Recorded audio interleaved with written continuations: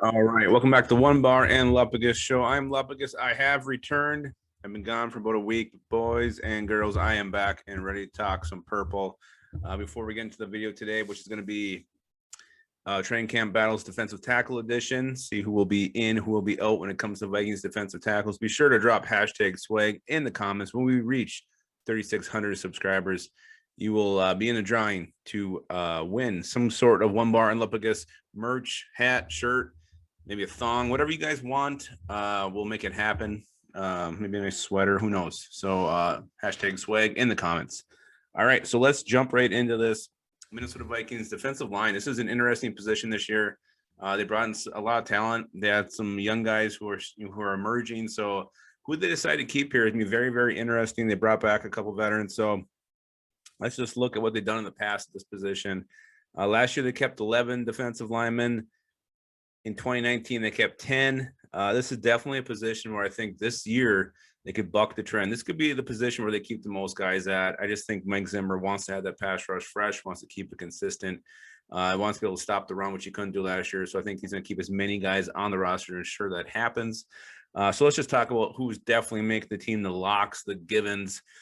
Danielle Hunter for sure, Michael Pierce, Dalvin Tomlinson, Sheldon Richardson. And I'm going to go ahead and give the rookie Patrick Jones a lock, unless he totally just looks horrible all preseason long. He's definitely making the team. They're going to keep that early 4th round pick.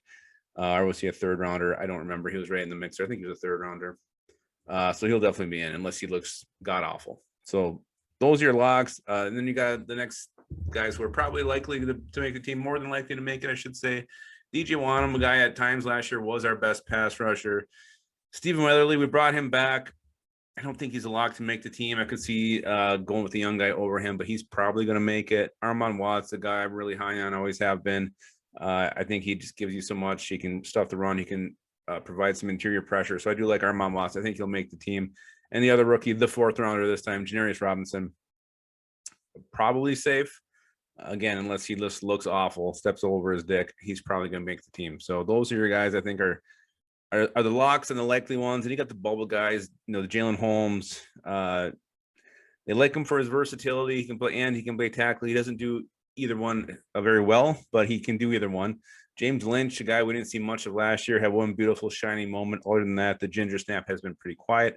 Jordan Brailford, he flashed at times last year, so I think he'll be in the mix. I think he's definitely a long shot, but it's a potential.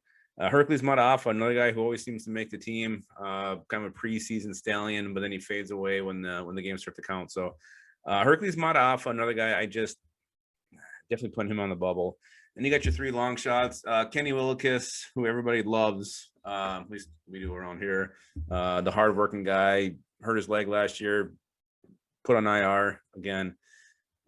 Maybe he's the guy who emerges in the keep over Stephen Ridley, something like that. But I don't know. I think it's an uphill battle for Willekes. I'd love to see him make the team, but I think it's definitely a long shot. Zeandre Johnson, Christian Ellis, probably guys whose best shots to stick around the NFL are making a practice squad, whether it's the Vikings or someone else. So that's the depth chart in a nutshell.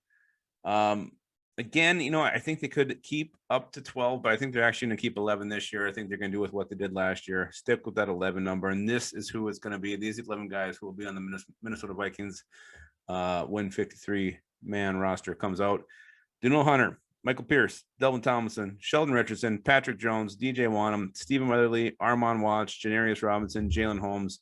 And I'm going to have Jordan Brailford sneak in, make this team. Those are the guys. Those are the 11. That's the way I see it shaking out. You look at, I don't have Hercules Mata'afa making the team.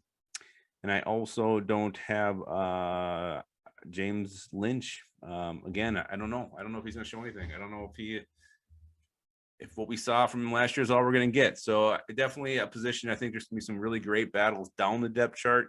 Obviously the top positions are pretty well set, except for that, defensive ends opposite Danielle Hunter. I think that's up for grabs. But other than that, this is a team, again, the D tackle position's deep, D end should be deep.